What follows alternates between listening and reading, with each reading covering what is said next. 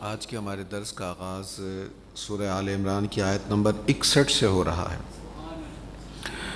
گزشتہ درس میں ہم نے جو آخری آیت پڑھی، آیت نمبر 60 تھی، الحق من ربک فلا تکن من الممترین، یہ تمہارے رب کی طرف سے حق کا بیان ہے، سو اے مخاطب تم شک کرنے والوں میں سے نہ ہو جا۔ یعنی جو یہاں پر بیان کیا گیا، جو واقعات بیان کیے گئے حضرت عیسیٰ علیہ السلام کے بارے میں، حضرت یحییٰ علیہ السلام کے بارے میں، یہ بالکل حق ہے، کنفرم ہے، اے سننے والے کسی قسم کا شک تمہارے دل میں نہیں آنا چاہیے۔ اچھا، باتیں ہو گئیں ساری، دلائل سب دے دیے عیسائیوں کو، وہ جو نجران کے عیسائی آئے تھے، لاجواب ہو گئے۔ حضور علیہ السلام نے جو دلائل انہیں دیے ان کا جواب نہیں تھا ان کے پاس۔ مثلا یہ کتنی بڑی بات تھی، وہ کہتے تھے کہ دیکھو عیسیٰ علیہ السلام کے باپ نہیں ہیں، تم بھی کہتے ہو مسلمانوں، ہم بھی کہتے ہیں، تو ان کا باپ نہیں، لہٰذا ان کا باپ اللہ ہوا معاذ اللہ۔ تو اس کا جواب یہ دیا گیا کہ آدم علیہ السلام کا بھی تو باپ نہیں ہے، آدم علیہ السلام کا باپ بھی نہیں ہے، ان کی ماں بھی نہیں ہے، تم بھی اس بات کو مانتے ہو، تو جیسے تم ان کو اللہ کا بندہ، اللہ کا نبی مانتے ہو، ان کا بھی باپ نہیں ہے، ایسے ہی یہ بھی اللہ کے بندے، اللہ کے نبی ہیں۔ تو یہ بڑی زبردست دلیل تھی نا، اور بھی دلائل حضور علیہ السلام نے ان کے سامنے رکھے، لیکن وہ اپنی بات پر بضد رہے۔ تو گفتگو جو ہوتی ہے اس کا فائدہ تبھی ہوتا ہے کہ انسان کھلا ذہن لے کر دلائل کو سنے اور اس پر غور کرے۔ اگر اپنی ہی بات پر اڑے رہنا ہے تو پھر جتنے مرضی دلائل کو سنتا رہے، پھر اس کا کوئی فائدہ نہیں ہے۔ لہٰذا ایسی بات سے بچنا چاہیے کہ جس میں آپ نے صرف لڑائی کرنی ہے، جیتنا ہے۔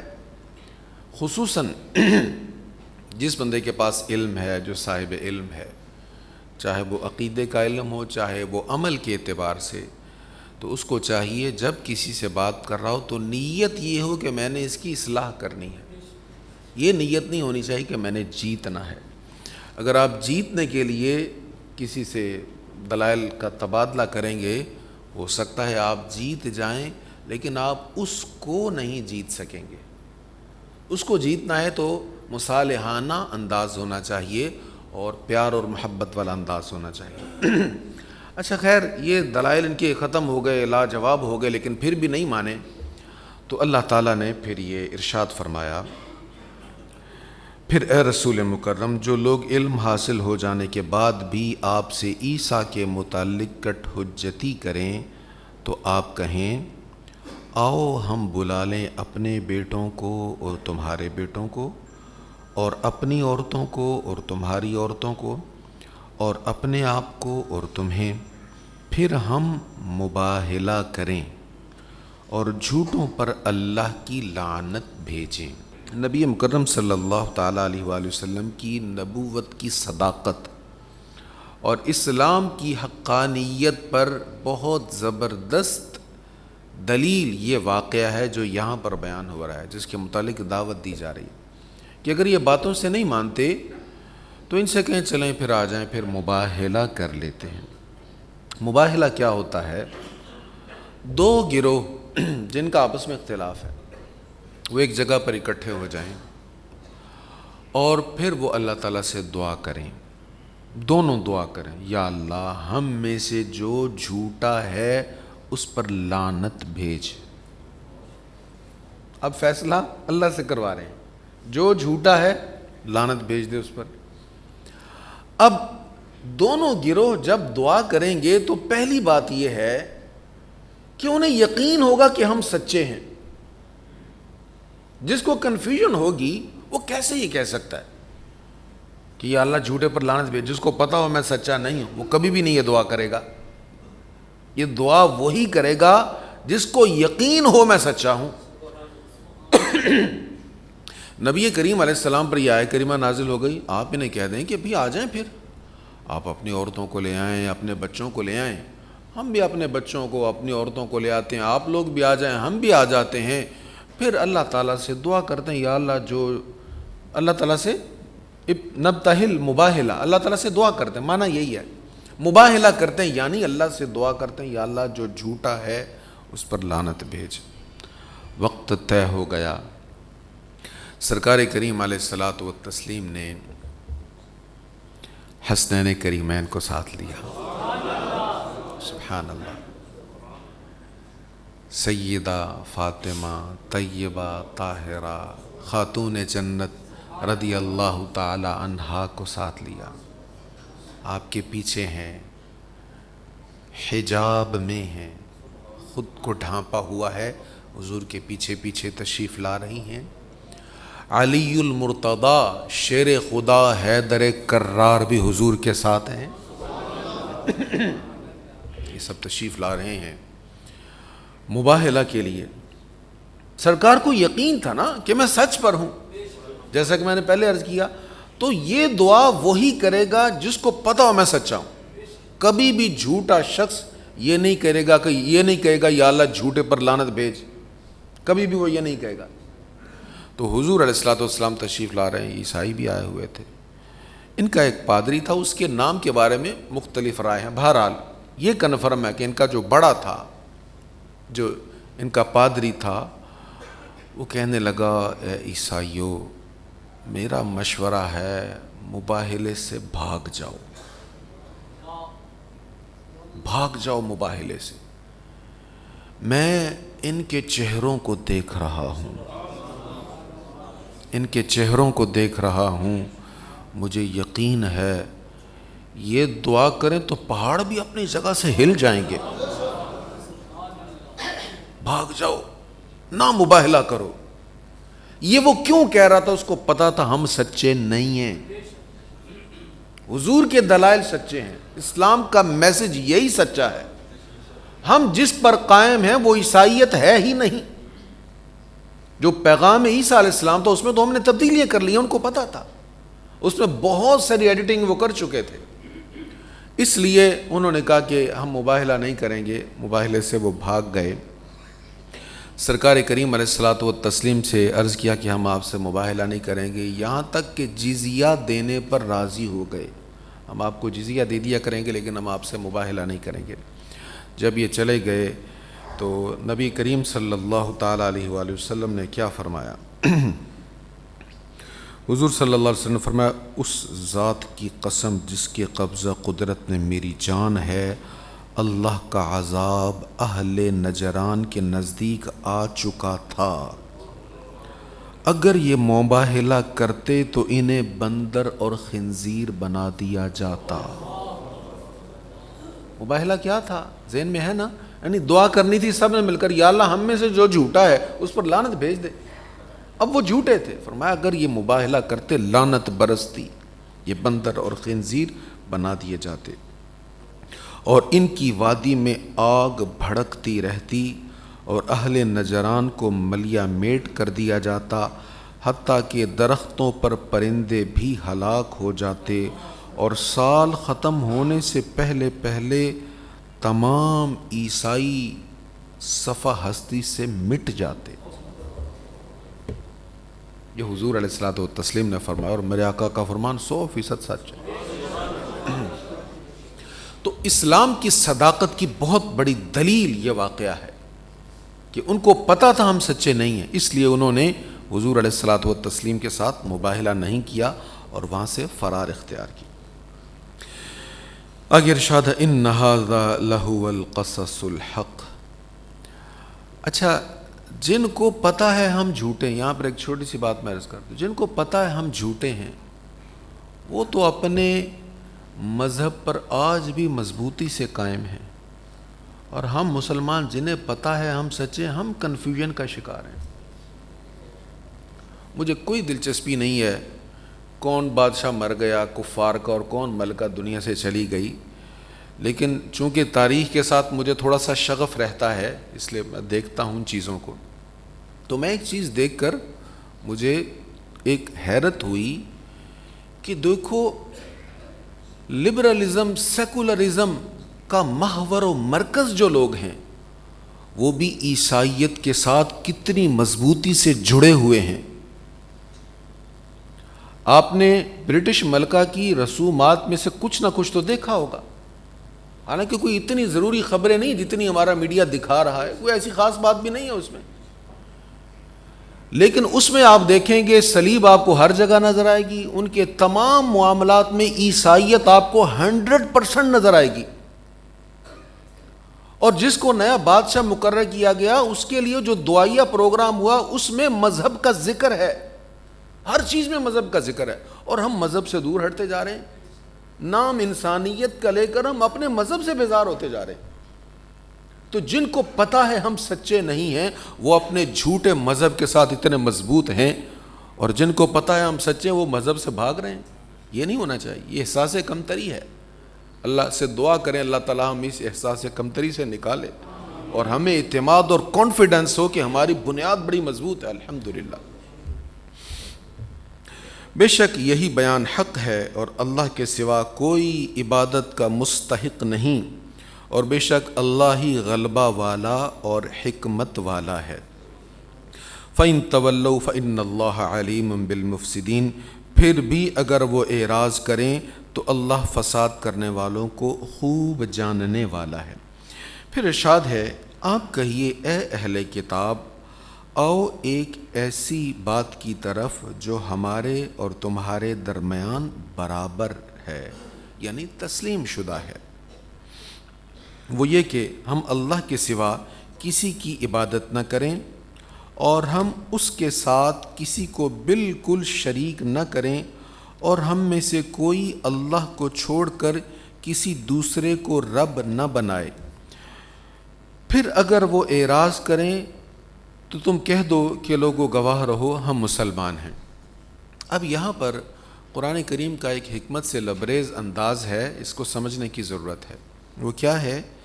اہل کتاب کی اصلاح کرنی تھی، عیسائیوں کی اصلاح کرنی تھی، یا یہود کی۔ اہل کتاب سے مراد دونوں ہیں، بعض مفسرین نے کہا یہاں اس سے مراد دونوں ہیں، اور بعض نے کہا چونکہ گفتگو عیسائیوں کے ساتھ ہو رہی لہٰذا وہی اس سے مراد ہے۔ تو گفتگو کے لیے کہا گیا کہ جو چیز ہم میں اور تم میں برابر ہے اس سے آغاز کر لیتے ہیں۔ تو جب کسی سے گفتگو کرنا ہو تو جو چیز مشترک ہے، جس کو وہ بھی مانتا ہے، جس کو ہم بھی مانتے ہیں، اس سے گفتگو کا آغاز ہونا چاہیے۔ اگر آپ آغاز ہی اس بات سے کریں گے جس میں آپ کا اور اس کا بنیادی اختلاف ہے تو آپ کی بات آگے بڑھ نہیں سکے گی۔ اس لیے یہاں پر قرآن کریم نے نصیحت کا، ذہن بنانے کا، ذہن سازی کا ایک بہترین قانون ہمیں عطا کر دیا ہے۔ اچھا، وہ کلمہ ہم میں اور اہل کتاب میں برابر کیا ہے؟ کلمہ وہ یہ ہے، پہلی بات اللہ نعبد الا اللہ،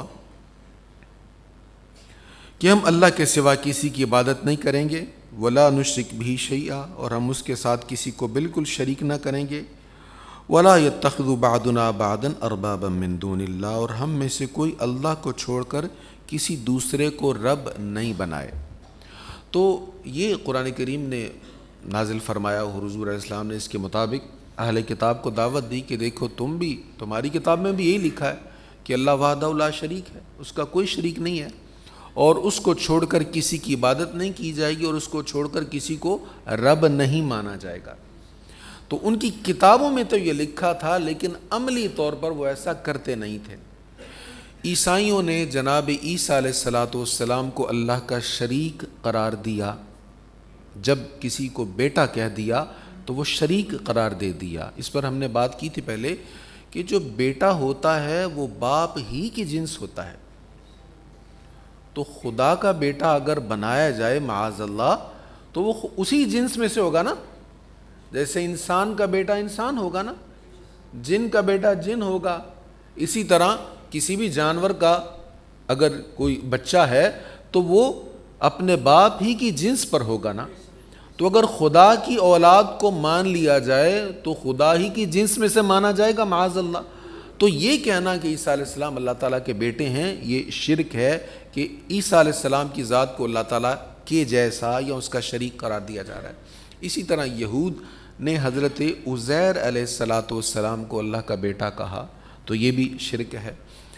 اچھا، اللہ کو چھوڑ کر دوسروں کو رب بنانے کا ان کے ہاں یہ طریقہ تھا کہ کتاب کو چھوڑ کر اپنے جو مذہبی رہنما ہوتے تھے ان کو وہ خدا اس طرح مانتے تھے. حضور علیہ السلام کی ایک صحابی جو پہلے اہل کتاب میں سے تھے پھر مسلمانوں، ان سے اس پر بات بھی ہوئی، اس میں ڈیٹیل ہے.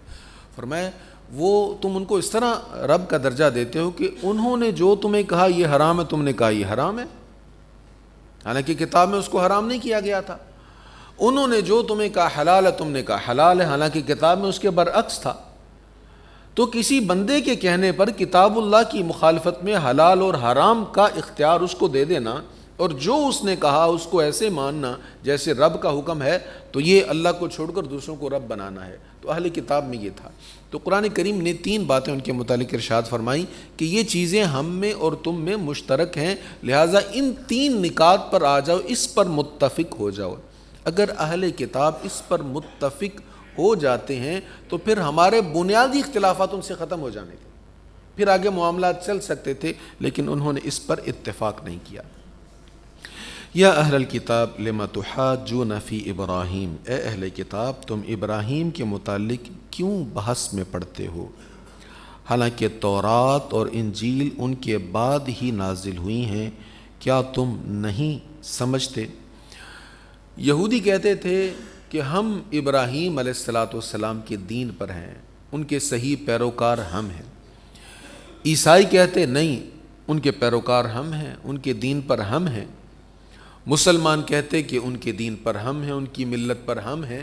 ابراہیم علیہ السلام کی ذات وہ ذات ہے جس کو تمام اہل کتاب جن کو مانتے ہیں، جن کی تائید کرتے ہیں اور جن کی ملت میں ہونے کے دعوے دار ہیں. یہودی کہتے کہ عیسیٰ علیہ السلام یہودی تھے، عیسائی کہتے کہ نہیں ابراہیم علیہ السلام، یہودی کہتے ابراہیم علیہ السلام یہودی تھے اور عیسائی کہتے ابراہیم علیہ السلام عیسائی تھے. تو قرآن کریم نے ارشاد فرمایا کہ تورات کے نزول سے پہلے ابراہیم علیہ السلام تشریف لائے تھے. تم جو کہتے کہ جو ہماری کتاب میں لکھا ہے، جو ہمارے نظریات ہیں یہی ان کے تھے، تو تورات تو ابراہیم علیہ السلام کے پردہ فرمانے کے بعد نازل ہوئی ہے، انجیل بھی ابراہیم علیہ السلام کے پردہ فرمانے کے بعد نازل ہوئی ہے. تو تمہارا یہ کہنا کہ ابراہیم علیہ السلام یہودی تھے یا عیسائی تھے یہ بالکل غلط ہے، ایسا نہیں ہے. ہاں انتم ہؤلاء حاججتم، سنو تم وہی لوگ ہو جنہوں نے اس چیز میں بحث کی جس کی سنو تم وہی لوگ ہو جنہوں نے اس چیز میں بحث کی جس کا تمہیں کچھ نہ کچھ علم تھا، سو اب تم اس چیز میں کیوں بحث کر رہے ہو جس کا تمہیں کچھ بھی علم نہیں ہے، اور اللہ کو علم ہے اور تمہیں علم نہیں ہے. پہلے جن چیزوں پر تمہاری بحث تھی اے اہل کتاب، ان میں کچھ نہ کچھ چیزوں کو تم جانتے تھے، لیکن حضرت سیدنا ابراہیم خلیل اللہ علیہ السلام کے بارے میں تو تمہیں کچھ پتہ ہی نہیں ہے. تو جس کے بارے میں تمہیں پتہ ہی نہیں اس کے بارے میں تم کیوں بحث کر رہے ہو؟ یہاں سے ہمیں اصول مل جاتا ہے کہ بحث اسی چیز کے بارے میں کرنی چاہیے جس کا ہمیں پتہ ہو. ہمارا کچھ ماحول ایسا بن گیا ہے، کچھ سوشل میڈیا نے ہمیں ایسا کر دیا ہے اور کچھ فراغت نے شاید ہمیں ایسا کر دیا. ہمارے پاس بحث کرنے کے لیے بڑا وقت ہے، بہت وقت بڑا ہے ہمارے پاس. کہیں اکٹھے ہو جائیں ہمارے ہاں بحث شروع ہو جاتی ہے. اور بڑی بدقسمتی ہمارے ہاں سیاسی معاملات کو ایسے حقیقت اور باطل کو گڈ مڈ کر دیا جاتا ہے. آگے اس کا بھی ذکر آئے گا کہ لوگوں کو پتہ نہیں چلتا حق کیا ہے.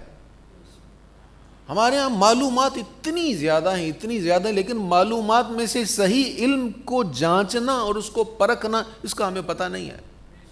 ہم دیکھ لیں جو ٹرینڈ چل رہا ہے نا بس یہ صحیح ہے، ساری دنیا اتنی دیر سے ٹرینڈ چل رہا ہے، ٹاپ ٹرینڈ پر یہ بات جا رہی، یہ واقعی صحیح بات، بس پیچھے چل جاتے ہیں.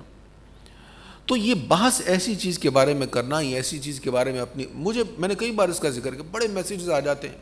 جب پوچھا جاتا بھائی آپ نے یہ کہاں پر پڑھا، مجھے آیا تھا میں نے آپ کو بھیج دیا. یہ کوئی معیار ہے حق کا؟ نبی کریم علیہ الصلوۃ والتسلیم نے فرمایا کسی شخص کے جھوٹا ہونے کے لیے یہ کافی ہے کیا کہ اس نے ایک بات کو سنا بغیر تصدیق کیے اس نے آگے شیئر کر دیا، وہ جھوٹا ہے. اب ہم کہتے ہیں مجھے تو آیا تھا، میں نے تو آگے کاپی پیسٹ ہی کیا، میں نے تو فارورڈ ہی کیا. تو اگر صحیح نہیں ہے تو ہم فارورڈ نہیں کر سکتے، ہمیں جائز نہیں ہے. اگر غلط چیز کو ہم لائک کریں گے تو پھر اس گناہ میں ہم شریک ہو رہے ہیں. اس کو فارورڈ کر رہے ہیں تو جس کو ہم فارورڈ کر رہے ہیں وہ تو سمجھے گا کہ اس نے بھیجا ہے تو اپنی تصدیق کر کے بھیجا ہوگا, لہٰذا اس سے بچنا چاہیے. تو منع کر دیا گیا جس چیز کے بارے میں علم نہیں ہے اس کے بارے میں بحث نہیں کرنی چاہیے. بے شک تمام لوگوں میں ابراہیم سے نزدیک تر وہی لوگ تھے جنہوں نے ان کی اتباع کی, اور یہ نبی اور جو ان پر ایمان لائے, اور اللہ ایمان والوں کا مددگار ہے. یعنی سیدنا ابراہیم علیہ الصلاۃ والتسلیم کے قریب ترین کون ہیں؟ اہل ایمان ہیں. نبی کریم علیہ الصلاۃ والسلام ان کے قریب ترین ہیں. اب دیکھیں نا, حضرت عیسیٰ علیہ الصلاۃ والسلام حضور علیہ الصلاۃ والتسلیم سے پہلے ان کا دور نبوت ہے, اور جو بنی اسرائیل کی انبیاء ہیں ان کا حضرت عیسیٰ علیہ الصلاۃ والسلام سے بھی پہلے کا دور شریف تھا. تو دور کے اعتبار سے تو قریب وہ لوگ ہوئے.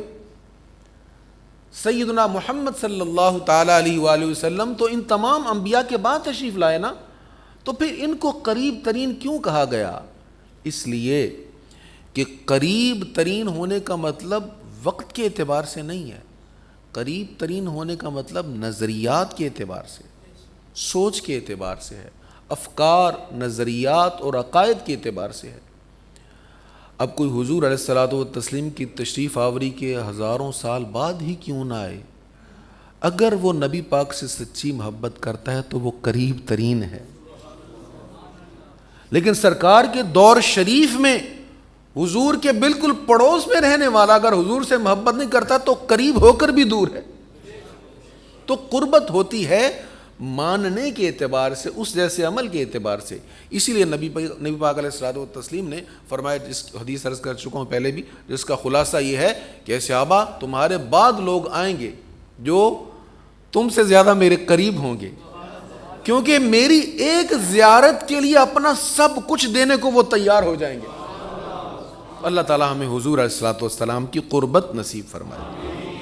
تو فرمائے ابراہیم علیہ السلام کے قریب ترین یہ اہل ایمان ہیں اور نبی کریم صلی اللہ تعالیٰ علیہ وآلہ وسلم ہیں.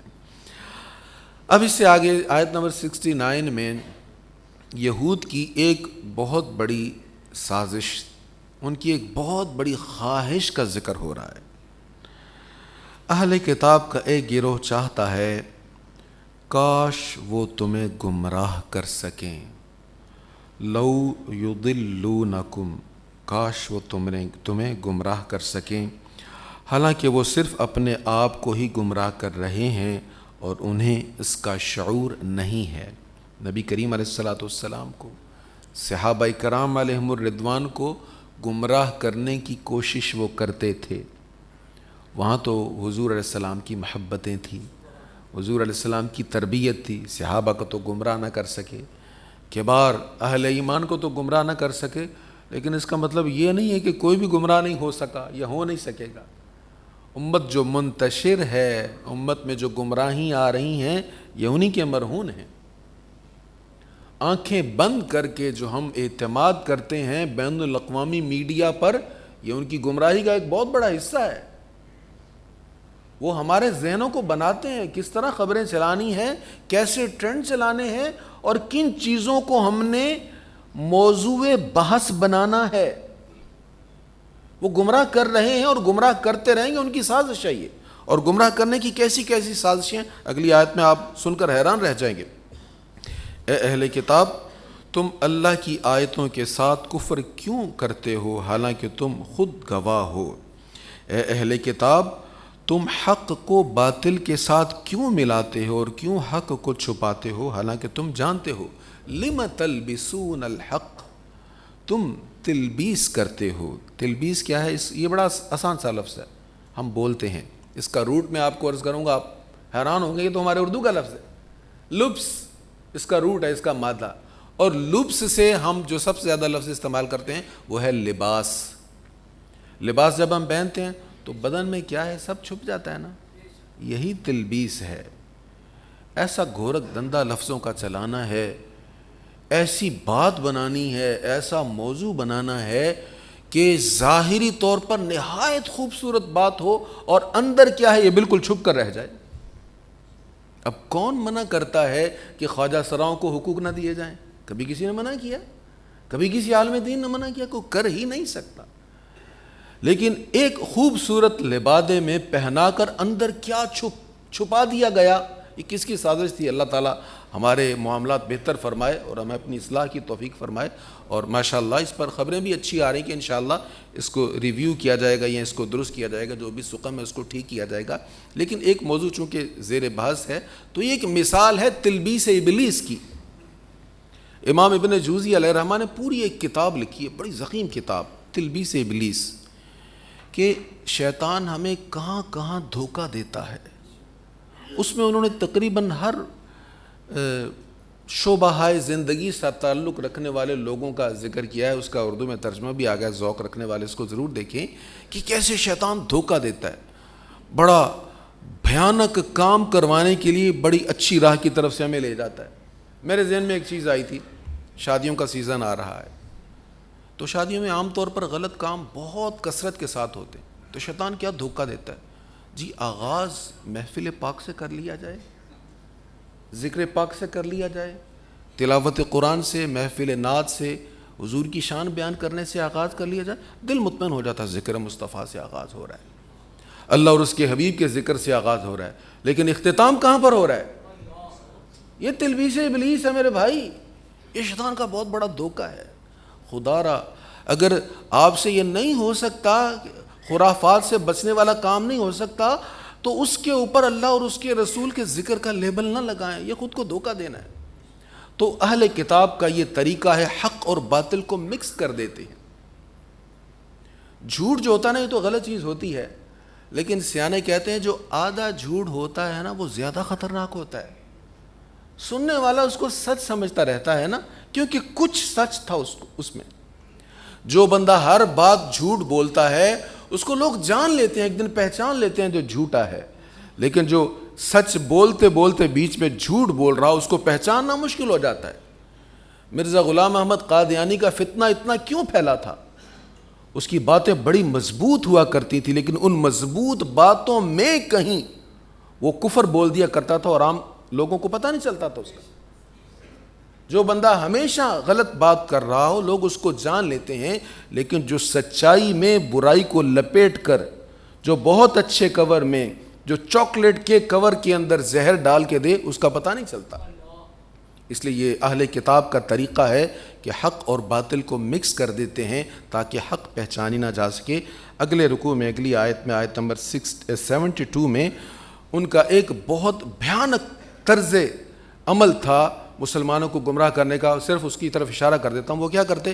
کہتے یار ایسا کرو، صبح کے ٹائم ہم کافی سارے لوگ مسلمان ہو جاتے ہیں، صبح کے ٹائم مسلمان ہوں گے، شام کو پھر کفر کی طرف آ جائیں گے. کہیں گے یار ہم تو مسلمان ہوئے، ہمارا تو بڑا دل چاہتا تھا، دل نرم ہوا تھا، لیکن ہم جب مسلمان ہو گئے تو ہم نے دیکھا نہیں یار یہ تو ٹھیک نہیں ہے، وہی پرانا مذہب ٹھیک تھا. اپنا بن کر ان کو گمراہ کرو. کیسے کیسے ہتھ کنڈے، اس دور میں اتنے ہتھ کنڈے تھے، تو آج کیا کچھ نہیں ہو رہا ہمارے ایمان کی دولت کو لوٹنے کے لیے. اللہ تعالیٰ ہمیں اپنا ایمان مضبوط کرنے کی توفیق نصیب فرمائے. وآخر دعوانا الحمد للہ رب العالمین.